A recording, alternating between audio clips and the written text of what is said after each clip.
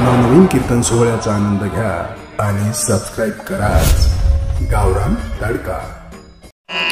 रामकृष्ण नामे ही दोन्ही साजिरी, हृदय मंदिरे स्मराकारे, आपुली आपण करा सोडवन, संसार बंधन तोडा वेगी।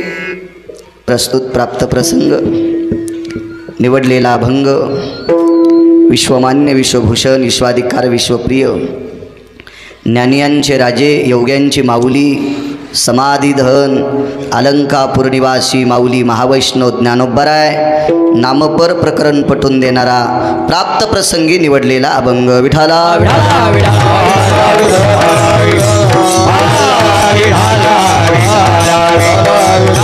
प्राप्त प्रसंगी निवडलेला अभंग माझ्या ज्ञानोबरायांचा आहे। थोडी कडक करा आवाज, देव चांगलं करेल तुमचं। या अभंगाद्वारे आळंदीतले मालक नमूद करतात राम आणि कृष्ण ही दोन नावं साजरी आहेत। राम कृष्ण नामे ही दोन्ही साजिरी। इकडे पुराणामध्ये शास्त्रामध्ये वेदामध्ये पंढरपुरातल्या मालकाचे अवतार 24 सांगितले। कर्मकांडाचा जर भाग पाहिला, नृणेन भयान कर्म विन भय जायतेन वृष्णिरो नाम, नामनेन कर्म विख्यात भय जायनाम, वेदान भूषित भय शास्त्रानाम, नामने विशंति चत्वारो कर्मां संध्या विनियोगेनाम, प्रातान माध्यानो अस्तमाने सत्रिमाने संध्या जायतेन वदनायाम। पुराण सांगते कर्मकांडामध्ये वेदाच्या प्रणालीमध्ये वेद भगवान नमूद करतात सकाळी दुपारी आणि संध्याकाळी जी संध्या केल्या जाते कर्मकांडात त्या संध्येमध्ये 24 नावाचा उच्चार असतो।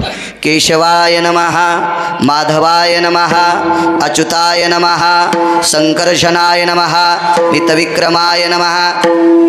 ही जी काय नावं असतील ही 24 नावं। मग संध्येमध्ये 24 नावाचा उल्लेख आला कर्मकांडात। अंशात्मक भगवंताचे अवतार 24 आहेत। मग राम आणि कृष्ण ही दोनच नावं का साजरे, तर याचं कारण आहे ही दोन अवतार पूर्ण आहेत। दुर्जनाचा येणे करुणी संहार पूर्णावतार रामकृष्ण। राम आणि कृष्ण ही दोन अवतार पूर्ण आहेत आणि जी गोष्ट पूर्ण असती का ती साजरी असती। विठाला विठाला। या विश्वात सर्वात मोठा व्यक्ती तो आहे की जो आपल्या आईवडिलांचा आदर करतो। एखादा कीर्तनकार असेल, एखादा मृदंगाचार्य असेल, एखादा गायक असेल, तो प्रकांड विद्वान असेल आणि आई वडिलाला जर मानित नसेल तर समजायचा हरामखोर अवलाद आपल्यात आली। विठाला विठाला।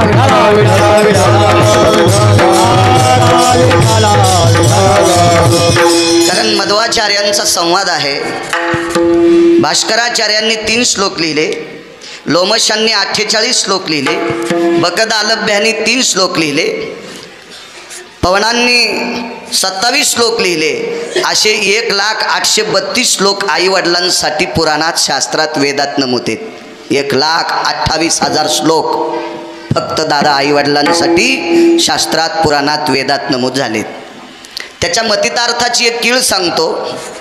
सात्विकपणानं लोकांना कीर्तन सांगत असेल, लोकांना रडवत असेल कीर्तन सांगून, पण आई वडिलांना जर बोलत नसेल तर असं समजायचं जन्मदात्या मायबापाचा जर कीर्तनकार होत नसेल तर तो तुमच्यावर प्रेम करील, हे अपेक्षा तरी कशाला करता। विठाला म्हणजे इथे एक माणूस 3 टाइम भजन करीत होता।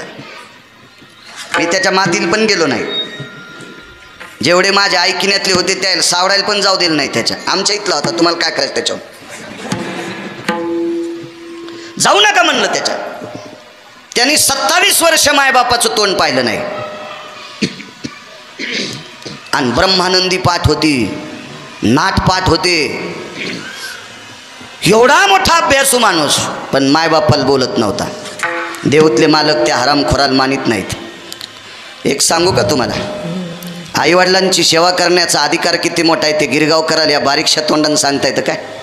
आईवडिलाच्या सेवेचं पुण्याचं वजन करण्यासाठी ब्रह्मदेवाकडे तराजूच नाही आणि टाकलं ते पुण्य तर त्याच्या साखळ्या तुटत्याला, इतकं पुण्य मोठं आहे। ज्या व्यक्तीचं नाव ऐकल्याच्या नंतर यमाचं धोतर फाटतंय, तुकाराम तुकाराम नाम घेता कापे यम। ही तुकोबरायाच्या नावाची व्याख्या आहे. जगा काळ खाया आम्ही माथा दिला पाय, विश्वाला खाणारा काळ त्याच्या डोक्यावर पाय देण्याची ताकद ही संतांची. तिसरी प्रक्रिया अशी आहे, काळ गुलाम सलाम तुकया घरी रावतशे. काळ हा तुकोबरायाला मुजरा करीत होता. त्यांच्या घरची पडलेली सगळी कामं दक्षिणेचा राजा यम करत होता. यम कोणाला म्हणतात माहिती आहे का? कोरोनात माणसं कोणालाच भेट नव्हते, फक्त यमाला भेट होते. यमाला भेटीत माणसं. आणि तो यम तुकोबरायाच्या घरचं सडा सारवण करायचा. किती मोठा अधिकार असेल तुकोबरायाचा. याच्या पलीकडचं सांगतोय, नवरा बायको शेतात काम करत असताना नवऱ्याच्या पायात काटा मोडला. काटा दिसू लागला. नवऱ्यानं सांगितलं, अगं काटा दिसायलाय, नखानं उपटून घेणं. ती म्हणली, सकाळीच नख काढलेत, नखच नाहीत काटा उपटायसारखे. मग एक काम करणं, तांदळासारखी पांढरी शुभ्र दातं आहेत तुला, दातं पडलेली नाहीत, नवऱ्याच्या पायातला काटा आहे, मग तुला दातानं उपटायला काय होतंय? ती म्हणली, बया तुम्ही कुठं फिरतात आणि तुमच्या पायाला माझे दातन ओठ कशाला लावू? बायको म्हणती, बायको नवऱ्याला, कोटी ब्रह्महत्या श्रीमुख पाहता जाती. कोट्यावधी ब्रह्महत्येचं पातक ज्याचं मुख पाहिल्याच्या नंतर जातंय, त्याचा चेहरा किती पवित्र असेल, त्याचे ओठ किती पवित्र असतील, त्याचे दात किती पवित्र असतील, त्याची जीभ किती पवित्र असेल, तो विटेवरचा मालक त्या बाईच्या पायातला काटा दातानं काढतो. ती बाई तुकोबरायांची धर्मपत्नी आहे. कल्पना करा ताईसाहेब, किती मोठा अधिकार असेल जिजाबाईंचा. मग ज्या व्यक्तीची धर्मपत्नी इतक्या टोकाची आहे, ते तुकोबराय किती मोठे असतील. पण ते तुकोबराय दोन व्यक्तीच्या पाया पडतात. त्याच्यापैकी एक व्यक्ती सांगतो, नमो तया माता पित्याचे पालन. नमो तया, ते तुकोबराय ज्यांच्या पत्नीच्या पायातला काटा विटेवरचा मालक दातानं काढतोय. दातानं, बायको सुद्धा काढायची नाही नवऱ्याचा. जगाचा बाप तुकोबरायाच्या धर्मपत्नीच्या पायातला काटा दातानं काढतोय. काय व्याप्ती असेल, करता येईल का विधात्याला वजन? आणि ते तुकोबराय त्या माणसाच्या पाया पडतात. नमो तया माता पित्याचे पालन. जो आई वडिलांचा सांभाळ करतो का, तुकोबराय म्हणतात मी त्याच्या पाया पडतो. आई वडिलांची सेवा करणारा इतका श्रेष्ठ असतो, इतका श्रेष्ठ असतो. आतापर्यंत जर कोणी मायबापाला बोलत नसेल तर आजचं कीर्तन मी म्हणत नाही, महा कीर्तन देवाचं आहे. मग कीर्तन आमची पपेच माय ऐकायची नाही तर तुम्ही कसे ऐकताल? आहे का नाही? देवाचं कीर्तन आहे. जर कोणी मानित नसेल तर सगळ्यात मोठं वितुष्ट आहे, इथून गेल्यावर मायबापाला मानी जा, निदान सणावाराला तरी त्याच्या पाया पडत जा. म्हणून आपले लेकरं आपल्याला म्हातारपणी सांभाळतील. जो मायबापाला मानणार नाही त्या भडव्याचे लेकरं त्याचे झोपीत अंगुठे घेऊन त्याच्या 13व्या लोक प्रॉपर्टी ठेवणार नाहीत. विठाला आदर केला. मी दुपारी आत्मानंद गिरीबाबांच्या आश्रमावर दत्त जयंतीला काल रात्री कीर्तन आलो होतं. काल सकाळी नेवाशाला होतो. रात्रीच्या कीर्तनात मी सांगितलं होतं, उद्याचं कीर्तन वडिलांची 61 आहे. वाढदिवस लय जणायचे पाहिलेत. हो, एका वाढदिवसाला गेलो मी, पोट्टच होतं आपलं, नेमक्यात मी शालत्या त्याच्यात वटावर दाबनावानी त्याच्या वाढदिवसाचं कीर्तन. काय कीर्तन एकदा लिहिल्यावर गेल्यावर करावंच लागते. नंतर एक जणाला म्हणलं कीर्तनात यांचा अभिष्ट चिंतन सोहळा आहे, पण एक जणाच्या घरी जेवायला गेल्यावर ते म्हणले, हे गावात नंबर 1चे बोकडे होत चोरी तुई. आणि त्याच्या वाढदिवसाला मग कीर्तन. किती पाप गिरगावकराच्या बोखंडीवर. विढाला विढाला विढाला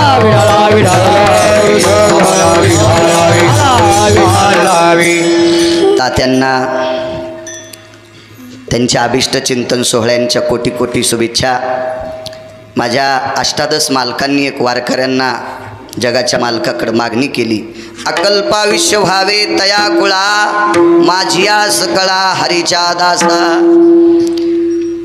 हरीच्या दासांना वैष्णवांना अकल्पायुष्य मिळो, असं माझ्या अष्टादश संतांपैकी एका मालकांचं वाक्य आहे. जे काय आयुष्य दिलं असेल तात्यांना, ते आयुष्य सदृढ राहो, निर्विघ्नपणे ते आयुष्य शेवटच्या श्वासापर्यंत राहो.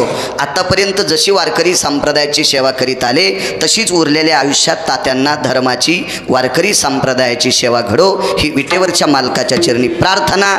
आणि भगवानराव एवढ्या मोठ्या आदराने आपल्या वडिलांचा अभिष्ट चिंतन सोहळा करतात, त्याबद्दलही भगवानरावांना कोटी कोटी धन्यवाद.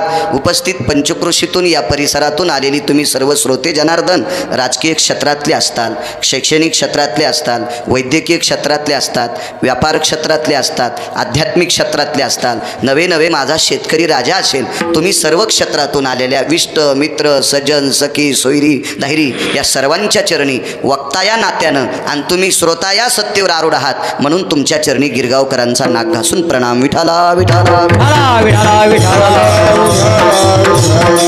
रामकृष्ण नामे ही दोन्ही साजिरी. राम आणि कृष्ण ही दोन नावं साजरी आहेत. जी गोष्ट पूर्ण असती का ती साजरी असती. अपूर्ण गोष्टीला किंमत नाही.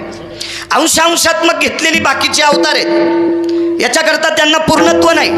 ते वाईट आहेत असं नाही, पण ते ज्या त्या काळात ते ती पवित्र असतात. वैकुंठवाशी डोंगरोजी महाराज म्हणायचे, श्रीमद भागवत कथेतलं रत्न होते डोंगरोजी महाराज.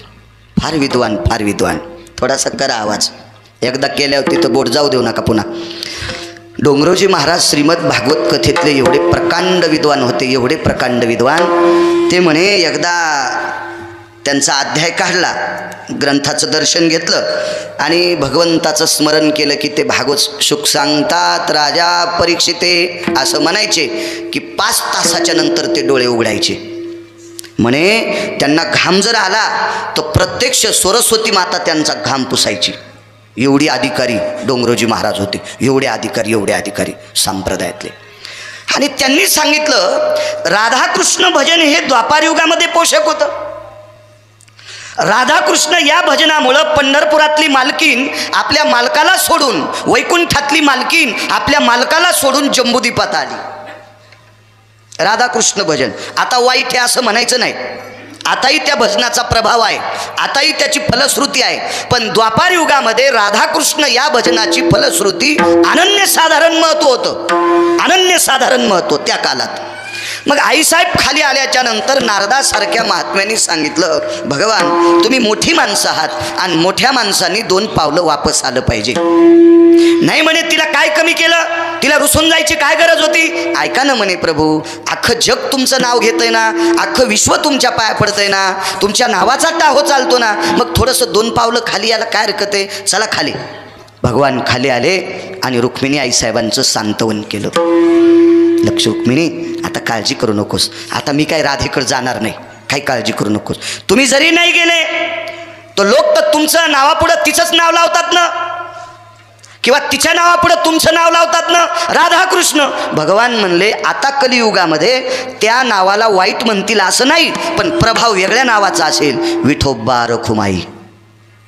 मग कलियुगामध्ये वारकरी संप्रदायामध्ये विठोबा रखुमाई या नावाला प्राधान्य दिलं. ज्या त्या काळात ज्या त्या नामाची महती असती.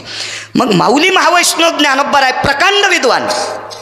ज्ञानोबारायचं वर्णन करत असताना गिरगावकराची काय पात्रता आहे, मी काय वर्णन करणार आहे, किती वर्णन करणार आहे त्यांचं, केवढी मोठी व्याप्ती आहे. ते ज्ञानियांचे राजे आहेत, ते योग्यांची माऊली आहेत. एवढा मोठा अधिकार, ज्ञानाचा सागर आहेत. माऊली महावैष्णव ज्ञानोबाराय ज्ञानाचे सागर, विद्येचे सागर आहेत. त्यांनी दिलेली साक्षी रामकृष्ण नामे ही दोन्ही साजिरे. काय साजरेपण असेल. दक्षाचा यज्ञ चालू होता, त्याला प्रजापती दक्ष म्हणायचे.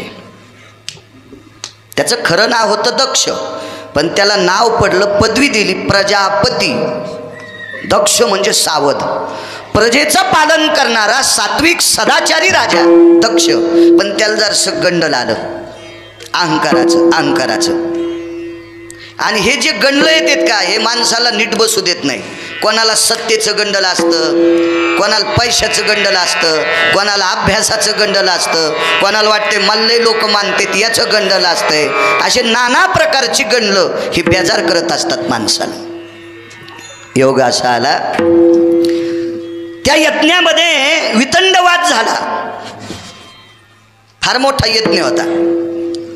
इतकं भांडण झालं त्या यज्ञात, इतकं भांडण झालं. त्या भांडणात एकमेकाला शिव्या देण्यापेक्षा शाप द्याला. आणि नारदाला शाप देऊन टाकला दक्षाने. पृथ्वीवर एका जागेवर कुठंच मुक्काम करता येत नाही. मधु नावाचं अरण्य जर सोडून दिलं, मधु नावाचं अरण्य, आपल्याकडं चैत्रवन नावाचं वन आहे, मधु नावाचं वन आहे, काम्यक नावाचं वन आहे, अंबिका नावाचं वन आहे.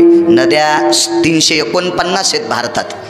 तशा वारकरी संप्रदायानं 350 नद्यांचं वर्णन केलं. गंगेचं त्याच्यापैकी 349 भारतात आहेत आणि उपनद्या 2734 आहेत. उपनद्या 2734 आहे. कधी कधी वेळ भेटल्यावर नालायकाला चॅटिंग करण्यापेक्षा हे बी गुगलवर पाहत जा. विठाला विठाला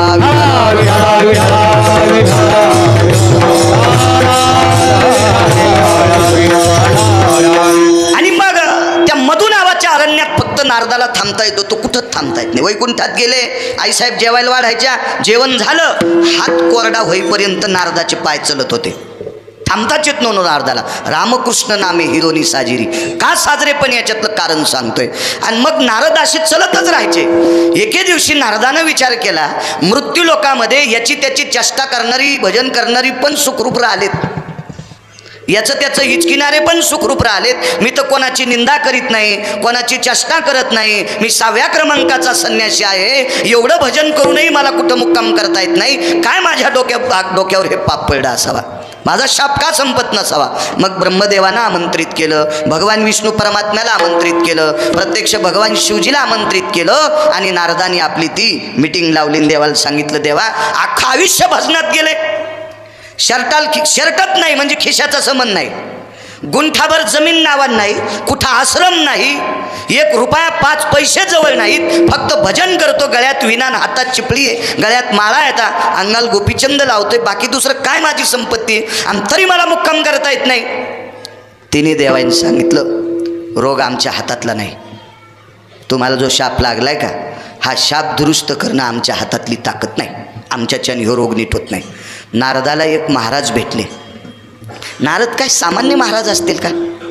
नारदांना राक्षस सुद्धा नमस्कार करायचे. सात्विक तात्विक संन्यासी होते, ते ब्रह्मचारी होते ना. ते काय गठुडं बांधणारा ब्रह्मचारी नव्हता, पैशाच्या थप्या लावणारा संन्यासी नव्हता. फक्त विटेवरच्या मालकाचं भजन करायचं, 9विधा भक्तीचे सूत्र लोकांना सांगणारा संन्यासी होता तो. हो, संसारिकाकडे पैसे असले पाहिजे, त्याला बायका जगवायच्यात, पैशाच्या विरोधात नाही बोललं पाहिजे. आमचा मित्र एके दिवशी म्हणला, पैसे का बांधून न्यायचेत का? म्हणलं, सुंबळ्या, पैसे बांधून नेत नसतेत पण मरूस तर लागत असतेत. या विश्वातली कुठलीही गोष्ट पैशाशी होत नाही. हे भगवानरावला उद्या फोन करीन याला किती लागलेत म्हणून. अशी होत नसती 61-65 वरून येत असतो का काय लोंढा, त्याच्यासाठी लागत असतं दादा. ते पैसे लागतात ना. अर्थ नावाचा पुरुषार्थ आहे. संसारिक माणसांनी पैशाचा संग्रह केला पाहिजे. इथं जर कोणी तरुण असतील 20-22 वर्षातले, तर त्यांना विनंती करील, काम करत जा, 2 पैसे घरात आणि जा. त्याच्यासारखा ज्ञाती कोणीच नाही. घरात 2 पैसे न आणता जर कोणी भाकरी खात असेल तर असं समजायचं बिना साखळीचं सुटलेलं ते कुत्रं आहे. विठाला विठाला विठाला मला ऐकायला थोडंसं कठीण वाटलं असेल, पण मी वाचल्याचे सांगत नाही. भोक्तव्यम जठरा नलो तृप्ता तारुण्यान भयो व्याप्ती नैवम द्रव्य संचया भोक्तव्यं ग्रासे स्ततो पिसाटम स्वानस्तते वजा. हे काय देशी पेनारानं लिहिलं का? फक्त मी तुम्हाला मराठीत सांगितलं. विठाला विठाला. मग नारदांना एक महाराज भेटले. त्या महाराजांचं नाव राहू द्या थोडंसं बाजूला, तुम्ही घरी गेल्यावर विचार करा कोण असतील तर त्या महाराजांनी नारदांचं दर्शन घेतलं आणि महाराजांनी नारदाला विचारलं, देवर्षी आपण थोडी चिंतामग्न आहात, काय तुम्हाला मागणं पुढं फुफुटा उड? लोकायला लेकरं बाळ बायका पोरं मामे काके विष्ट मित्र सजन सखे हे परिवार सांभाळायचा, तरी आम्ही नाराज नाहीत आणि तुम्हाला काहीच नाही तरी तुमचा चेहरा कसं काय नाराज आहे? काही नाही म्हणे महाराज, मला कुठं थांबता येत नाही, मला शाप आहे दक्षाचा. मग त्याला ते मुक्त त्याचं मोचन करण्यासाठी काही पर्याय केले का नाही? नारद म्हणले खूप पर्याय केले, पण तो शाप संपत नाही. मग मी देतो ते औषध घ्या. तर नारदांनी सांगितलं, कुठलं औषध आहे बाबा? माझ्याकडे काही पैसे नाहीत ते औषध घ्यायला इकत. त्यांनी सांगितलं, आमच्या औषधाला पैसे द्यायची गरज नाही, तुम्हाला भजन करावं लागेल. नारद म्हणले, काय बोलता वगैरेसारखं? भजन करावं लागेल ना? आयुष्यभर भजनच करायला लागलो ना. काय करतोय दुसरं? मी का सोयाबीन कापायला जातो का तुरी कापायला जातो का कापसा याचायला जातो का ऊस तोडायला जातो? काय करतो? कसलं काम करतो? आयुष्यभर भजन करायलो. महाराज म्हणले, नारदा तापू नका, तापू नका. तुम्ही भजन करता म्हणजे इतके तापता काय? आम्हाला आमच्यावर सुटायले. मी सांगतो त्या नावाचं भजन करा आणि मी सांगतो त्या ठिकाणी करा. कुठलं भजन करता? श्रीमन नारायण नारायण. नारायण हे पंढरपुरातल्या मालकाचंच नाव आहे. पण त्या काळात त्या नावाला अनन्यसाधारण महत्त्व होतं. आता नारायण नामाचा जप केला तर पाप लागतंय असा विषय नाही, पण रामकृष्ण नाम घेतल्यावर जितकं पुण्य लागतंय तितकं नारायण नामात पुण्य प्राप्त होत नाही, असा शास्त्राचा, वेदाचा, पुराणाचा, कलियुगातला पुरावा. आजामेळाच्या मुलानं नारायण नामाची साधना केली, काल तो होता. म्हणून अनाथाच्या नाथे घातीला विमानी नेला उचलोनी परलोका. नारायण नामाच्या साधनेनं आमाप पापाच्या राशी झालेला आजामेळ नावाचा ब्राह्मण या व्यक्तीला नारायण नामाच्या साधनेनं मोक्ष प्राप्त झाला. पण त्या काळात मग नारद म्हणले, एवढा मोठा पापाच्या राशी ज्याच्याकडे, त्या नारायण नामाच्या साधनेनं त्याला विमान नेण्यासाठी येतंय, माझा शाप का संपत नाही? आता कलियुग सुरू आहे महाराज. तुम्हाला जर त्याच्यातून मुक्त व्हायचं असेल तर रामकृष्ण नामाची साधना करावी लागेल. आणि कुठं करायची? ती बद्रिकाश्रमाच्या ठिकाणी. तीर्थ दर्शनीय असतात. आपण ज्या तीर्थावर जातो का, त्या तीर्थावर फक्त डोकं ठेवायचं, त्या तीर्थावर स्नान करायचं, त्या तीर्थाचा जो विधी असेल तो संपादन करायचा. तीर्थ हे मजा मारण्यासाठी नसतात. मजा मारणाऱ्या माणसांचा जास्त सुळसुळाट केदारनाथला झाला, म्हणून भगवंतानं सगळे पालथे करून टाकले. विठाला विठाला विठाला विठाला. काल 2 क्रोझर गाड्या तिरुपतीला गेल्या. तिरुपतीला गेल्या 2 क्रोझर गाड्या. तर त्याच्यात आमच्या एका मित्राचं पोरगं होतं. आमचा मुलगा गेला म्हणे तिरुपतीला. तर म्हणलं कोणासोबत गेला? आमके आमके पोरं आहेत. वा वा वा वा वा वा, तुमच्या नावाचा झेंडाच लावतो म्हणलं पोरगं तुमचं. आता कसं काय? ते अशा माणसाच्या पोरायसंग गेलं की ते पाचच काम नाही. मग ते आलं बी वापस मागच्या 15 दिवसात. तर मी म्हणलं काय रे दाशा, काय काय केलं? काय नाही म्हणले, महाराष्ट्रात दारू जरा महाग भेटती आणि आंध्रात स्वस्त भेटती, म्हणून जास्त तिकडं पोरं पोरं जातात आणि मजा मारायलाच गेलते म्हणे सगळे. काय तिरुपती पावणे हराम खोरायला? कसं शक्य आहे मला सांगा? तीर्थ हे कामं करण्यासाठी असते नाही. तीर्थ हे फक्त दर्शनीय असते. देवभूमी आहे, देवभूमी. त्या देवभूमीवर प्रत्यक्ष जगाचा मालक बाण भातोडं हातात घेऊन उभा आहे. अशा भूमीच्या ठिकाणी तुम्ही रामकृष्ण नामाचा जप करा, तुम्हाला गोड अशा प्रकारचं त्याची फलश्रुती भेटेल. 3 दिवस नारदानी बद्रिकाश्रमाच्या ठिकाणी रामकृष्ण नामाचा जप केला आणि 4थ्या दिवशी ते म्हणले जाऊ द्या, आयुष्यभर नारायण नावाचं भजन केलंय, आता रामकृष्ण नामाच्या भजनानं एवढी काय फलश्रुती होणार? आणि नारद बाहेर आले. एका बाईन जेवायला वाढलं, थकले होते नारद. चला म्हणले आपली वळकटी लांबवा. आणि नारद झोपले. नारदाचे पाय चलत नव्हते. शाप संपला नारदाचा. वाटेल ते प्रयत्न केले पण शाप संपला नाही. नारदाचा शाप रामकृष्ण नामाने संपला. म्हणून ज्ञानोबराय सांगतात रामानी कृष्ण. तिथे नारदांचा शाप रामकृष्ण नामाच्या श्रद्धेने संपतो. याच्याकरता रामानी कृष्ण ही 2 नावं साजरी आहेत. 2-3 पुरावे देऊ आणि आपण पूर्णविराम करू. मोठी मोठी माणसं आहेत, अमूल्य वेळ खर्च करून आलेली माणसं आहेत. या सोहळ्याकरता तुम्हाला शिल्लक बेजार नाही करायचं. एका महाराजाला एका पांचट माणसांनी पकडलं. 2 जण होते ते नालायक. त्या महाराजांना बांधलं आणि वासुकी नावाच्या सर्पाच्या नगरीत नेलं, असं पुराण सांगते. मी नाही, मी पुराणात वाचिलं म्हणून सांगतोय. मी काय वासुकीच्या गावातला सरपंच नव्हतो. पुराण सांगते. आणि पुराणाला देहूतले मालक म्हणतात. पाहावे पुराणी विचारोनी. तुकोबारायांचं वाक्य आहे ते. तुकोबाराय स्वतःहून पुराणाला महत्त्व देतात. मग मी काय विरोधात जाणार आहे? मी तर त्यांच्या नावानं 2 वेळेची भाकरी खातो. मला त्यांच्या म्हणण्यानुसार म्हणावे लागेल. पुराण सांगतंय च्यवन नावाच्या साधूला पकडून नेलं. च्यवन अनन्यसाधारण महत्त्व आहे. हा संप्रदाय ऋषीप्रणित आहे, हा मुनिप्रणित आहे, वेदप्रणित आहे, शास्त्रप्रणित आहे आणि महत्त्व स्थिती पुराण प्रणित आहे. ऋषीमुनींना महत्त्व आहे या संप्रदायात. च्यवन नावाचे मुनी यांना पकडून नेलं. तुम्हाला आता च्यवन नावाचे साधू कुठं बघायचे असतील तर ते च्यवनप्रासचा डब्बा आहे का? हो, त्याच्यावर आहे की नाही गोविंद गुरुजी? आहे. त्याच्यावर एका दाढीवाल्या, याचा आवाज करा ना मोठा, करा, स्पष्ट आला पाहिजे. त्या च्यवन नावाच्या साधूचा फोटो त्या च्यवनप्रासच्या डब्यावर येत आहे. दाढीवालं म्हातारं. कारण च्यवनांचं वय लग्न झालं त्यावेळेला 1 वर्ष 98 वर्षाचं होतं. 8 दिवसाचं होतं. 1 वर्ष 100 वर्ष 98 दिवसाचं वय होतं. किती म्हातारा असेल ते? आणि त्यावेळेला लग्न झालं. कोणासोबत लग्न झालं? 13.5 वर्षाच्या पोरीसोबत. 100 वर्ष वलांडलेला नवरदेव आणि 13.5 वर्षाची पोरगी. वाटला होता असताना बापाला काय वाटलं असेल, पण नाईलाज होता. म्हातारं भजन करता येईन, त्याचे डोळे फोडले होते. आणि म्हणून सांगितलं आता तुला पाणी ग्रहण करावं लागेल. लावलं लग्न. पण च्यवन नावाचे साधू अश्विनी कुमार आणि सनत कुमारांचे शिष्य होते.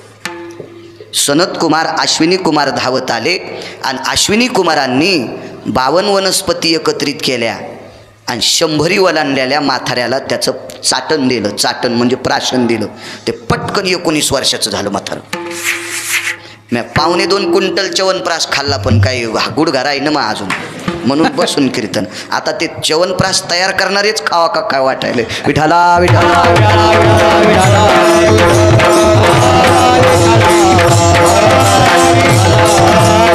18 भार वनस्पती. हा भारत देश अमृत संजीवनी वल्लीनं व्याप्त असा भारत आहे. कारण या भारतामध्ये 11 प्रकारची माती आहे. असा एकही देश नाही की त्या देशामध्ये 11 तत्वानं परिपूर्ण माती आहे. माझं शिक्षण कमी आहे, 7वीच पास आहे मी, पण मला वाचवायचा नाद आहे. एखादा ट्रिपल काय 5 बल 20 बल EMA झालेला कष्टाधरींना बाळू हे खरं आहे का म्हणून, त्याच्यामुळे मी वाचून सांगतो, सोमळ्यांचं ऐकून सांगत नाही. विठाला इथं बसलेले तर 2-2 टेम्पो पुस्तकं वाचणारी माणसं येतं. त्याच्या भोवताला अशा फुसक्या गोळ्या सोडल्या, ते म्हणते ना याच्या गोळ्या संपल्यात का, हे गांजा उडून आलाय.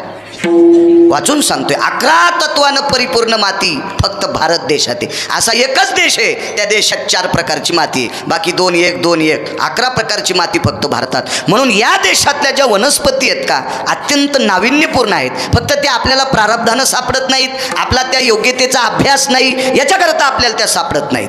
पण ह्या 52 वनस्पती एकत्रित केल्या, त्याचं चूर्ण केलं, त्याचं चाटण केलं आणि च्यवन तरुण झाले.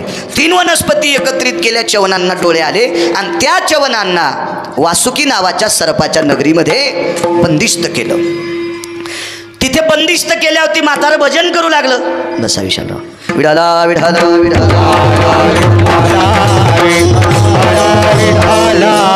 भजन करू लागलं म्हातारं. तर ते म्हातारं वासुकी नावाच्या सर्पाच्या नगरीत गेल्यावर रामकृष्ण नामाचं भजन केलं. असं मी सांगत नाही, महान एका अधिकाऱ्याचा पुरावा आहे.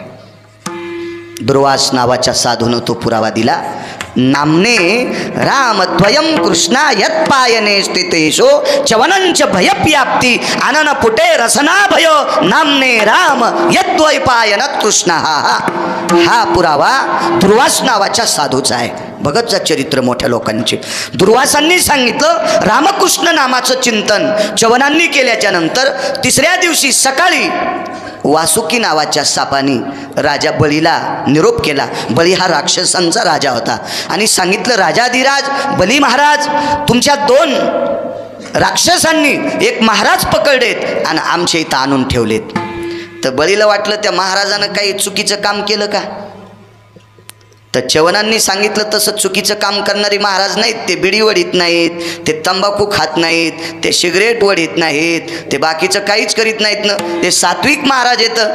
हो, काही आमची बरीच लोक नंबर 1चे गाजलेले, पण मस्त तंबाखू घोंगडी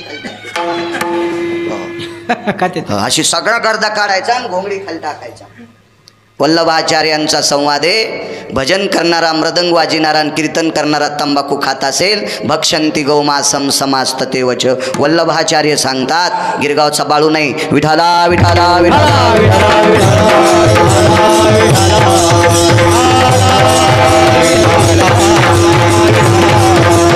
सात्विक महाराज आहेत ना, ते पारमार्थिक आहेत, आध्यात्मिक आहेत, त्यांना कशाला आमच्या मूर्खांनी बांधावा. ते काही माहीत नाही म्हणले, पण आणले आणि ते तात्काळ घेऊन जा. तर राजा बळीनं सांगितलं वासुकी महाशय, अहो तुमच्या नगरीत एक जर मनानं महाराज येत असेल, आता पैसे देऊन आणावं लागते.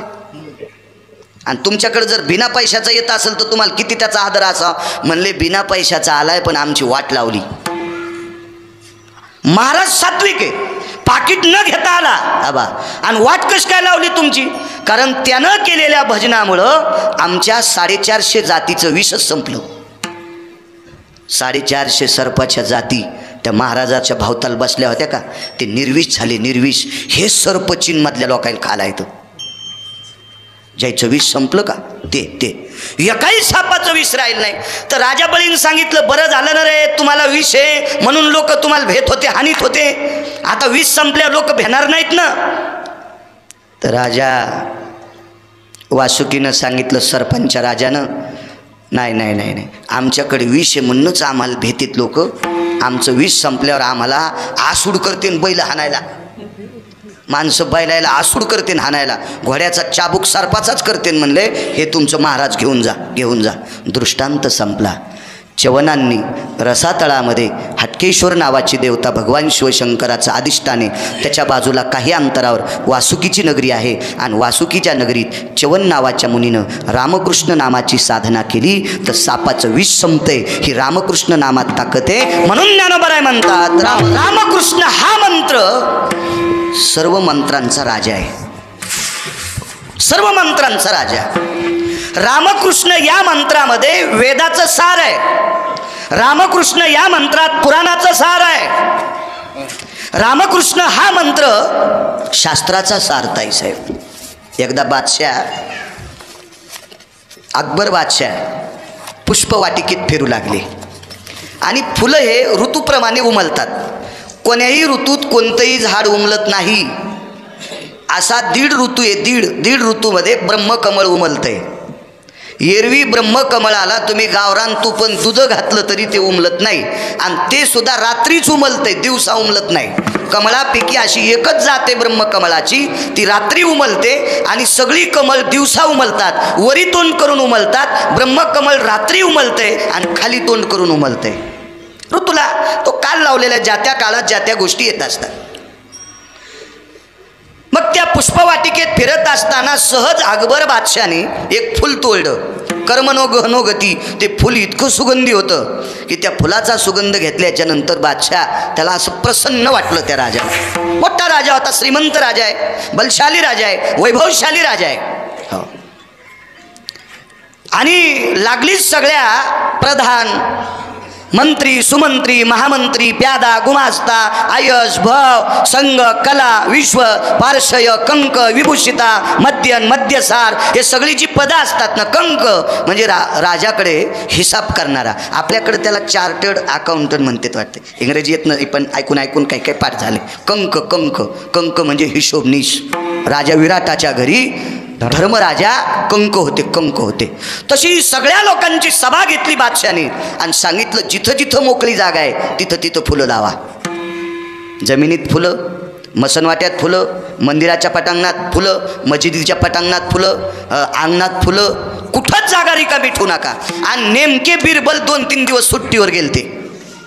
बिरबल वापस आले ते चालू होतं खडे खांदायचे काम, झाडं लावायचे.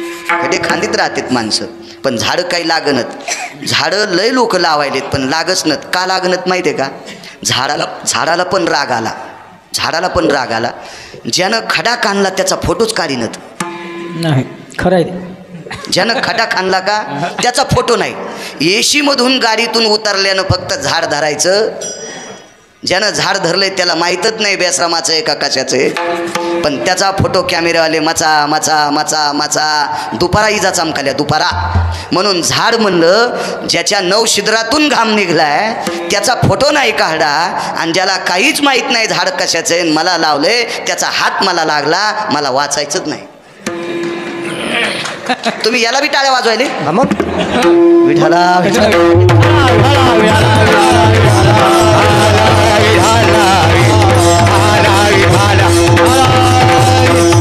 आहेत काही गोष्टी आपण काही दुमत नाही. मी काय पैशावाल्याच्या विरोधात बोलणार नाही. धनवंता लागी सर्व मान्यता आहे जगी, आपल्या संतांनी सांगितलं गोपाळे बाबा. पैशाला किंमत आहे. एक सोपं सांगू का, माझ्याकडे मोठा मोबाईल नाही पण मोठ्या माणसाच्या घरी गेल्यावर 10-5 मिनिटं टी व्ही पाहायला भेटत असते. आता मी लॉकडाऊनमध्ये घेतली टी व्ही, पण ते पोरायला मोबाईल घेतला, ते शिकू लागले घरीच गुरुजी, आणि मग त्या टी व्हीला लाईत ते पोरं तुमच्यात पैशावर घेतले. आपल्याला काय देवीचं तेल देईल आणि भोते आला घाईला, पणाला वाटा आलं मोरी वाटं गेलं, काय ताण नाही. रानातले पैसे लय मटेत माझ्याकडे, पाईप आहे मला असा रानातल्या बी पैशाचा. हो, तर मग त्या टी व्हीवर एका मोठ्या माणसाचा अंत्यविधी पाहिला. पैशाला किंमत आहे. हो, पैशाच्या विरोधात बोलणं लय सोपं आहे. पैशाशिवाय काय चलत नाही. तो मोठा माणूस मेल्याच्या नंतर मोठ्या माणसाच्या मातीला गेलेली माणसं मसन वाट्यात पण भोईला बसत नसतात. धनवंता लागी सर्व मान्यता आहे जगी. पैशाला किंमत आहे, मी काय विरोधात बोलणार नाही, पण कधी कधी खडा खाणाऱ्याचा पण फोटो काढला पाहिजे, त्याचं काढलं पाहिजे. काय होतं माहिती आहे का, लग्नाला वागणीशापासून माणसं येऊन बसले, त्याला त्या जळमट गिलास आहेत शरबत होते ना पहिले, ते गिलास जर्मलचे त्याच्या आधी प्लॅस्टिकचे होते, ते कोणी धुतं नव्हतं काहीच नव्हतं, ते शरबत प्याला. वागणीशाचा हळकून टाकायला तेच, ते पुन्हा शेवटच्या साड्याची खडी साखर टाकायला तेच, कोणी नाही. पण आयत्या टायमाला मोठा माणूस आला की लगेच कॅमेऱ्याचे इथं तसे लय मोठाले बसलेले आहेत. तुम्ही म्हणताल आमच्यावर कोण बॉम्ब टाकायला, अद्याप नाही, तुमच्यासारखे मोठे आमचे पण लोक व्हावा. विठाला मी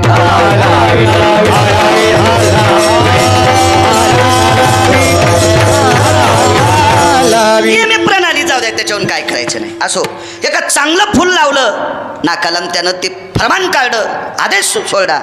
त्याच्या त्या मीटिंगमध्ये दरबारात दखल झाली, चला फुलंच लावायचे, राजाचं आहे, शासनाने दिलेला नियम पाळावाच लागतो.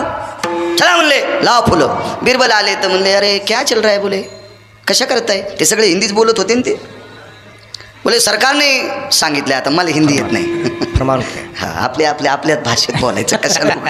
तर मग राजानेच सांगितलं म्हणे बादशाहने फुलं लावायची.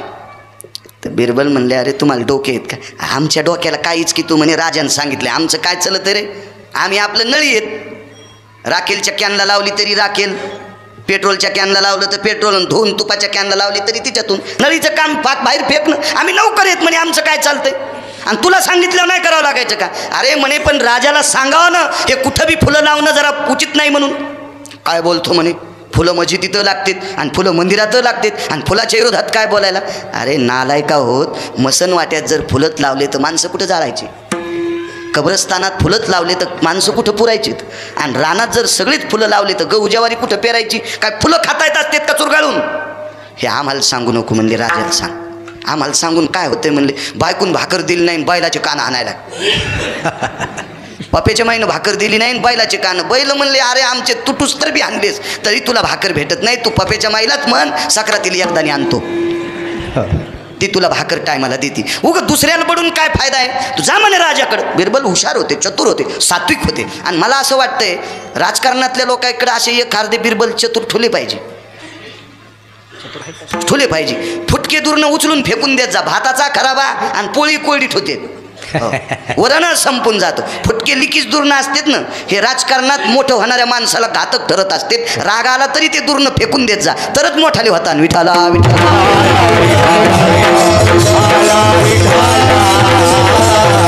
मला सांगू का, भगवान प्रभू रामचंद्रासोबत, मी पुन्हा येतो बिरबलावर, भगवान प्रभू रामचंद्रासोबत अंगद नावाचा व्यक्ती होता, आणि अंगद नावाचा व्यक्ती रावणाच्या सगळ्या गोष्टीची परीक्षा तपासण्यासाठी पाठीला. आणि मग अंगदानं लक्षात घेतलं रावण श्रीमंत किती आहे, रावण पैसे किती वाटेल, रावणाकडं सैन्य किती आहे, रावणाचं वैभव किती मोठं आहे, या सगळ्या गोष्टी पाहिल्या. आणि मग अंगदानं सांगितलं राजन तुम्ही आमच्या मालकाची बायको देऊन टाका, आमच्या मालकाची बायको देऊन टाका, आम्ही तर रानातला पाला खाणार लोक येतं, आम्हाला काही तुमच्यासोबत युद्ध करून तुमची लंका घ्यायची नाही, पण आमच्या मालकाला जर राग आला तर तुम्हाला मारून लंका घेऊ शकते. रावण म्हणला अरे पाला खाणार वाननेरा काय बचर बचर बोलायला रे. ते म्हणला मी पाला खाऊ द्या, पण आमची ताकद इतकी मोठी आहे, आमच्या ताकदीनं प्रभू रामचंद्र तुला एका चपक्यात मारतील. अरे तुऱ्याव चालवते वाननेर. हो तर रावण म्हणला तू यात काय ताकद आहे. काय नाही म्हणले, मी असा पाय खाली टेकतो ना, पाय हलेव, पाय खाली टाकला अंगदानं, हलेव म्हणले पाय. रावण म्हणला अरे प्रस्थ जाय बरं. प्रस्थ त्याचा प्रधान होता, तिला शक्तिशाली होतं, त्यानं जांभळी द्याल्यावर यमाचं धोतर सुटत होतं, असं रामायण सांगते. मी नाही. तर अंगद म्हणला ते प्रस्थन कोण नाही, फक्त तू. रावण म्हणला अरे तुरं बोलायला. मग म्हणला जनावराला काय कळते आव जाऊ को बोलायचं, पशु काय पाप पुण्य जाणी ती आणि उत्तम मध्यम भोगी ती. तू जर आम्हाला जनावरच म्हणत असेल तर मग आम्हाला कुठं ज्ञान असतंय का. जनावरं हे कळाले फक्त पैठणमधल्या मालकाला. येऊनी जन्मला मरकट तो वैष्णवा माझी अतिश्रेष्ठ, हनुमंत म्हणा वया कनिष्ठ ऐसा पापिष्ट कोण आहे. आणि त्या मारुतीरायासोबतचे जनावर कसे असतील, तुम्हाला राजकारणी लोकांसोबत माणसं कशी असावं त्याचा पुरावा सांगायला. तुम्ही लय मोठे आलात ना म्हणूनच काय लो, नाहीत काय गरज नव्हती ना. काय संन्याशानं लुगड्याचा भाव करूच नाही. त्याला बायकोच नाही तर लुगड्याचा भाव कशाला विचारायचा? आज तुम्ही बसलात म्हणून म्हणले तूच पाय हलव. मग रावण पायाला हात लावणार तेवढ्या अवकाशात अंगदान पाय बाजूला घेतला. टेक पाय टेक. तर अंगद म्हणले माझा पाय हलवायची ताकद तू ह्यात नाही, पण तुझ्यासारख्या श्रीमंत राजानं माझ्या पायाला हात लावण्यापेक्षा आमच्या मालकाचे पाय धर, आमच्या मालकाचे पाय धर. चंद्र सूर्य येतोपर्यंत तुला लंका कोणी घेणार नाही. रावण म्हणला टेक खाली पाय. आणि मग पाय हलत नव्हता. तो तयाच्या आंबरा तया कटीची आंबरा जेने ओलवाची ती भसभया तेने मिथ्याची सोया कोण पाहे. यार खाली येऊन सांगू का, तो रावणाचं धोतर ओलं झालं. कशानं घरी गेल्यावर पहा. आणि मग सांगितलं त्याच्यासोबतचे माणसं जर तुझं धोतर ओलं करू शकते तर आमचा बॉस किती अधिकारी असेल. इतके मोठ्या माणसाच्या भोवतालची माणसं पावरबाज असले पाहिजे. विठाला विठाला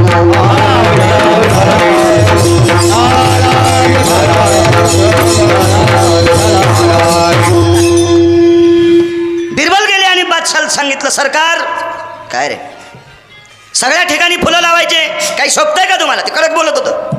चांगला माणूस आहे, राजाच्या हिताचा माणूस आहे, बादशाच्या हिताचा माणूस आहे, हे तुमचं काम बरोबर नाही. अरे बिरबल लेकिन सोंगने के लिए फूल हो ना भाई, बहुत बढ़िया खुशबू आती है. बिरबलानं सांगितलं आपल्याला फक्त सुगंध पाहिजे ना, हे फुलं लावायचे कामं बंद करा. दारापुढं 4-2 फुलाचे झाडं, मंदिरापुढं 10-5 फुलाचे झाडं, शेताच्या बांधावर 10-5 फुलाचे झाडं हे लावणं उचित आहे. पण जिथं गहू ज्वारी पेरायची तिथं फुलं लाईत नसतात. पण राजा म्हणला मला फुलाचा सुगंध पाहिजे. ठीक आहे. राजाच्या खजिनखान्यातून कंकाकून तशाच सस्ताईला 2 आडके घेतले. ज्यांच्या पॅन्टीवाल्याला आडका कळणार नाही. खडका, दमडी, आडका, कवडी, लालपई, ढबल पैसा, मग खर्व, निखर्व, भयो, आब्जाम, परवम, परायाम, भासती, मिद्यभया, शंखान, प्रणतम, उच्चते, खनी, खनी भवा, असवा. हे कम्प्युटरच्या डोक्याच्या पलीकडचे आकडे आहेत. आपल्याला एकच आकडा पत्ता नाही. एकावर 18 शून्य दिल्यावर काय म्हणते याचाच मेळ लागणं तर इतक्या लांबचं कशी जायचं डोक्यात. विठाला विठाला एकावरुता अष्टादश पूज्या, एकावरुता अष्टादश पूज्या, शंखुमनती आभासा भेज्जया शंखुचेनी पळे, त्या शंखाचेने निराळे, मग खर्व लक्षा पद्म कवडीचेनी बळे कोण पाय. एकावर 18 शून्य दिले की त्याला शंखू म्हणतात. त्याच्या पुढच्या घरी गेल्या वाचा विठाला विठाला.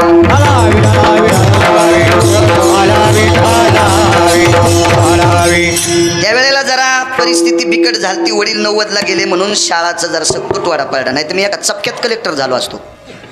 इतका बुद्ध्यांक दिला मला. ट्रॅक्टरमधले गाणे ऐकून 450 पाठ येतं.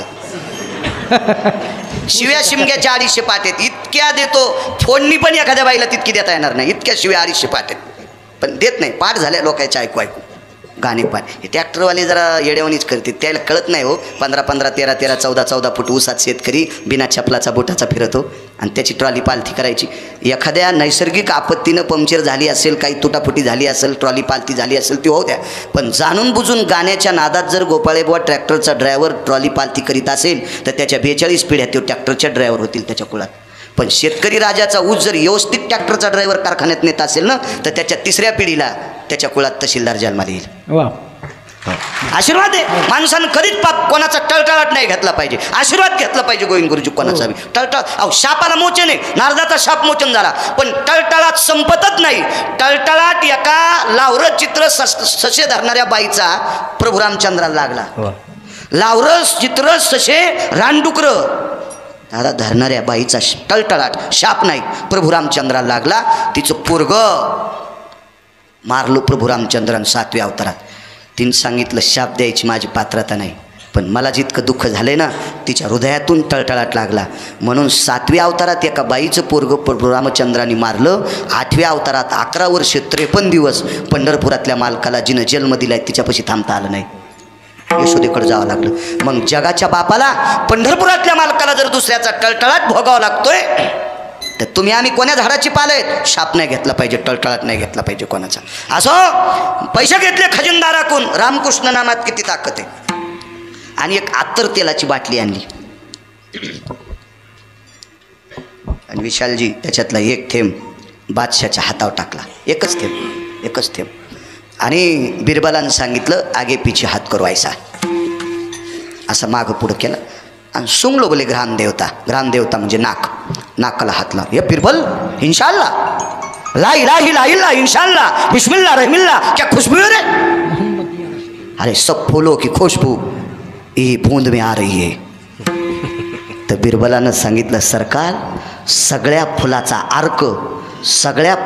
अर्क ह्या आतराच्या बाटलीत आहे आणि वेदाचा आणि पुराणाचा शास्त्राचा मतितार्थ राम आणि कृष्ण नामात आहे. म्हणून 10 मिनिटात पूर्णविराम.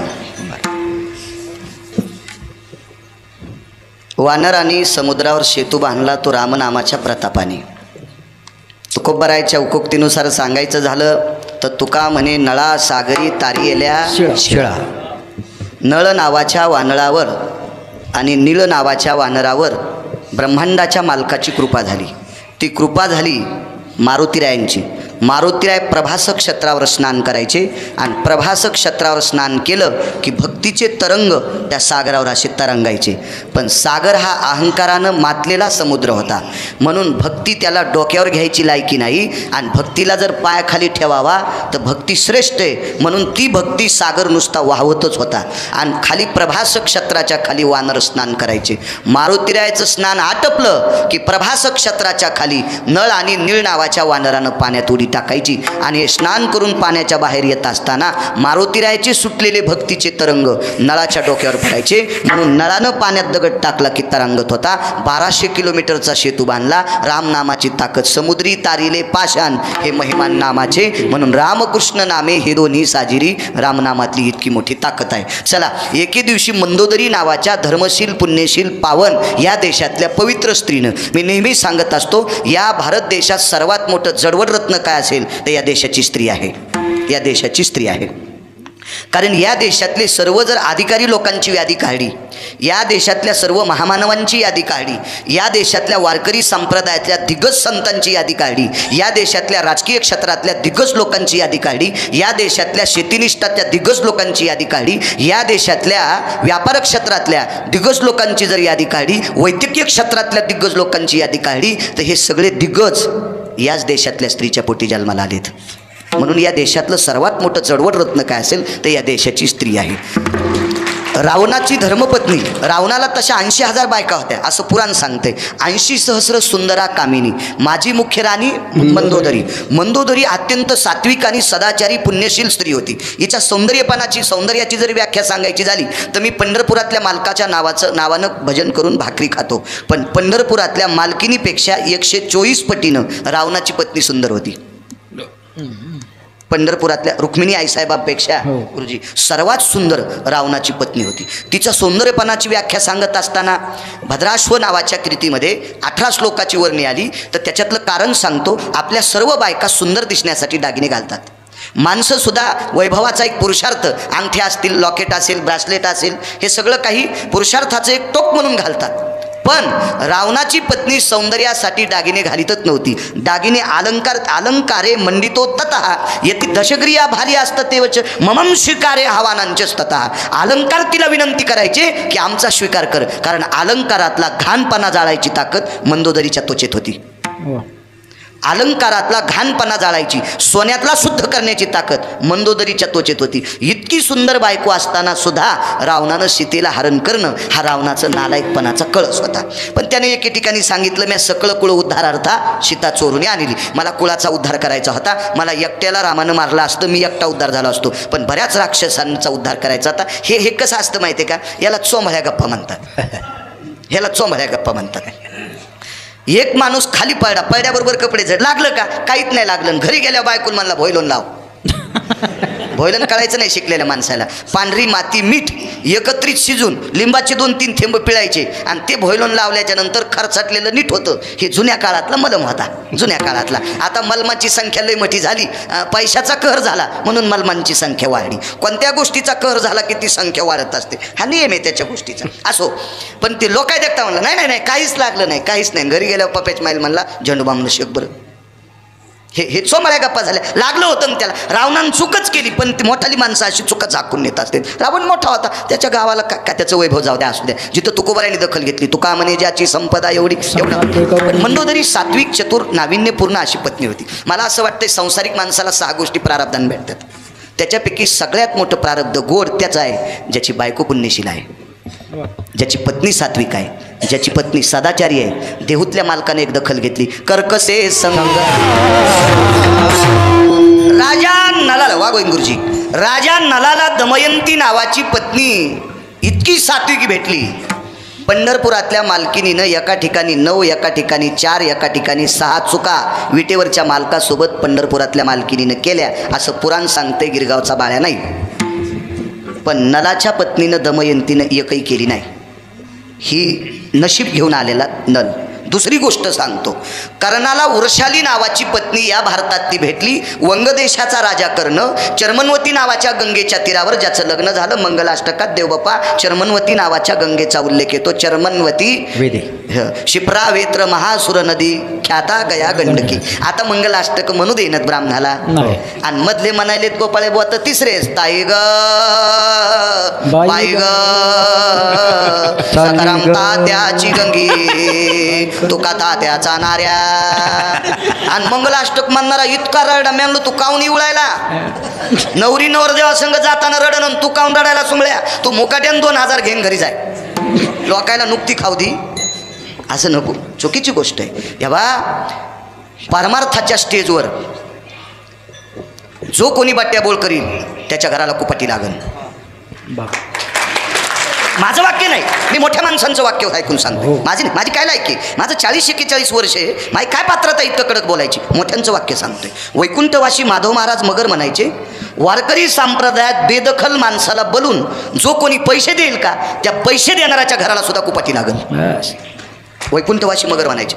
भारतामध्ये पुराण क्षेत्रातला राजा, आध्यात्मिक क्षेत्रातला राजा, पुराण क्षेत्रातला तसा राजा वनी नाही. तुमचं नशीब असेल तुम्ही त्यांची कीर्तन ऐकली असतील. हो, माझं नशीब खोटं, मला ती बघायला. माझ्याकडे फक्त 127 पानाची लिखाण सापडे त्यांना, म्हणून इतका टरटर बोलतोय. हा वारकरी या एक जण मला म्हणला महाराज असं झकास कीर्तन करा. म्हणलं तुझ्या बायकोची साडी ती मला नेसायला. मी नाचतो स्टेजवरनं, नाचतोच ना. या स्टेजवर झकासपणाची अपेक्षा करू नका. तुम्हाला बाकीचं बघण्यासाठी विश्वात खूप स्टेज आहेत. या स्टेजवर चांगलंच बघा. कीर्तन चांगलं, कीर्तन चांगलं, होयांग हरिरो. हे स्टेज मागच्या लोकांनी कन्या आंबाड्या घुगऱ्या खाऊन टिकिले. कन्या आंबाड्या तुमच्या लहानपणी काय होतं खायला. इथंची वयस्कर महाराज येतं कन्या आंबाड्या घुगऱ्या काय आमट्या गिमट्या साध्या अशा परिस्थितीत सप्ते केले ना. आता आमच्यासारख्या हरामखोर आहे ना 5-5, 50-50 लाखाच्या गाडीत बसून कीर्तन झाल्या बरमुडे घालायले. आमच्यासारख्या हरामखोराच्या गाड्या डबल पुलाखाली जात्या. आणि तुम्ही जर आमच्यासारख्या नालायकाला बोलीत असाल ना तर तुमच्या पण पुलाखाली जात्या. विठाला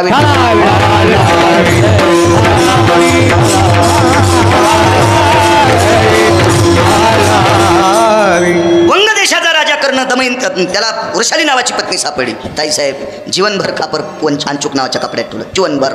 आणि मालकाच्या पार्थिवावर ज्या वेळेला वृषालीनं उडी टाकली ना, कर्णाचं पार्थिव जळत होतं त्यावेळेला मालकाच्या पार्थिवावर अग्नीमध्ये ज्या वेळेला उडी टाकली त्यावेळेला अंचुक नावाचा कपडा खाली पडला. आणि पंढरपुरातल्या मालकानं त्याची गाठ सोडली. आणि प्रेमाचं प्रतीक म्हणून आलेलं खापर मालकानं छाती लावलं. तयाच्या पदीचा पापरा.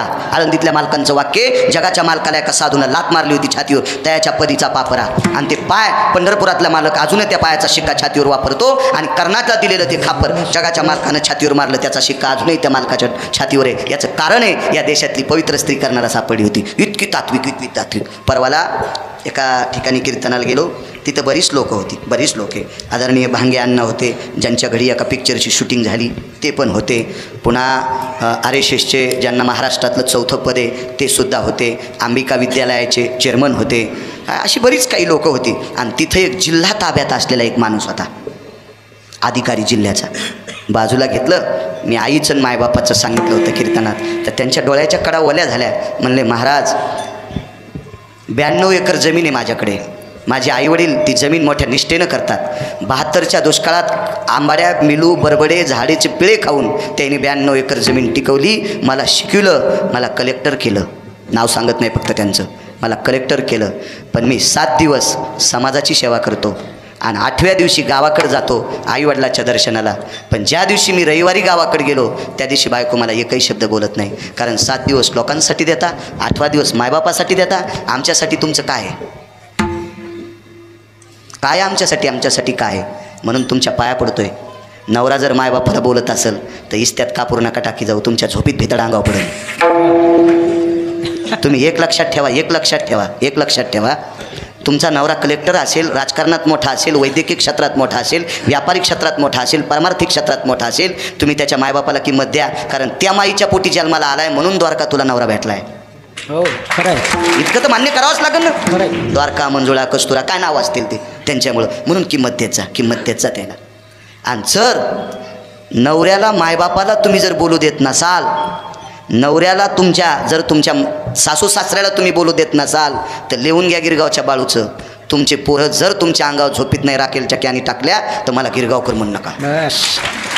कारण आताचा काळ बरा आहे, बरा आहे, बरा आहे, बरा आहे दादा. इथून पुढचा काळ इतका भिरभिऱ्यासारखा येणार आहे. बरोबर पूर्वीच्या काळात या जन्मात करायचं आणि वरी गेल्यावर फेडायचं. आता इथंच करायचं आणि इथंच फेडायचं. अजून इथून 10-5 वर्षाला ह्याच हातानं करायचं आणि यान फेडायचं. इतका काळ बिकट येईल इंटरनेट जगामध्ये. त्याच्यामुळं हे विदुषी वातावरण खरी जाऊ नका. तुम्ही लय मोठे आहात. माझ्या वारकरी संप्रदायाने इतकी मोठी दखल घेतली. ज्या घरी कुलस्त्रिया, राज्य, राणी व संपत्ती, सासू सासऱ्यांचा आदर करी जा, मायबापांचा आदर करी जा. ज्या बाईला आपल्या मायबापाचं बरं व्हावं वाटते तिनं नवऱ्याच्या मायबापाचं बरं करावं. सोपी व्याख्या आहे ना. जिला स्वतःच्या मायबापाचं बरं व्हावं वाटतंय तिनं सासू सासऱ्याचं बरं व्हावा अशी अपेक्षा करा. सासूला आपल्या लेकीचं बरं व्हावं वाटतंय तिनं सुनाचं चांगलं व्हावं अशी अपेक्षा करा. मी दोन्ही बाजूने बोलतोय, एकावर बॉम्ब टाकीत नाही. विठाला विठाला. सात्विक आणि सदाचारी पुण्यशील पत्नी रावणाला प्राप्त झाली. तिच्या स्वतःच्या मुलाचं डोकं कापल्यावर रावण आणू नको म्हणल्यावर ती आणायला गेली नाही. तिचं नाव मंदोदरी. इतकी सात्विक. तिला उद्या रावणाला संकट येणारे नवऱ्याला म्हणून संध्याकाळी करीत होतं. मंदोदरी बोले रावणा प्रती स्वप्न देखिले मी एक मध्यरात्री नेनो वानर मिळाले किती वगैरे वगैरे वगैरे. आणि तिनं सांगितलं मालक एक मला म्हणायचंय, मला एक म्हणायचंय. तुम्ही ऐकत नाहीत, माझं ऐकत नाहीत. 5 मिनिटात संपितो. मालक तुम्ही माझं ऐका. शक्यतो चांगल्या बायकोचं नवऱ्यानं ऐकलं पाहिजे. जी सात्विक आहे का तिचं ऐकलं पाहिजे आणि काही बी नाही ऐकलं पाहिजे. हे बी मुद्दा आहे. चांगलं ऐका. मंदोदरीनं रावणाला काही बी सांगितलं नाही. आजही काही मंदोदऱ्या सांगतात मालक लेकरं शिकायला येतो, शिकायला येतं, शिक्षणाला पैसे लागतात, आहे का नाही. मरगळवाडीकर बरोबर आहे. एकदा मी तुमच्या कॉलेजवर भगवान बाबाच्या पुण्यतिथीच्या कीर्तनाला आलतो. मला नाव आठवलं त्यांचं. निळोबा ते पण महाराज आहेत. मग वारकरी संप्रदायातले निळोबा सगळ्यातले संत होते, सगळ्यात शेवटचे. मग हे शैक्षणिक क्षेत्रातले हे निळोबा समजायचं. विठाला विठाला.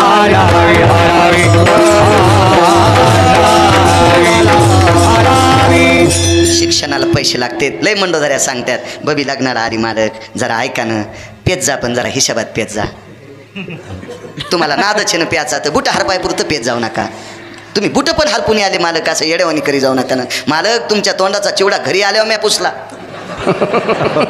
म्हणजे इतके बेफाम झाले, चिवडा पण पुसायचा नात ते लक्ष राहिलं नाही. बायकोनं पुसला घरी आल्यावर. संध्याकाळी उंदरं टुकटो करतील म्हणून.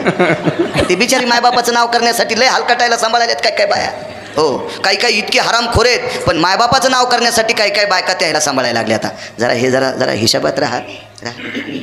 बऱ्या मंडोदऱ्या सांगत आहेत पण रावणं ऐकत नाहीत. काही मंडोदऱ्या येडपट.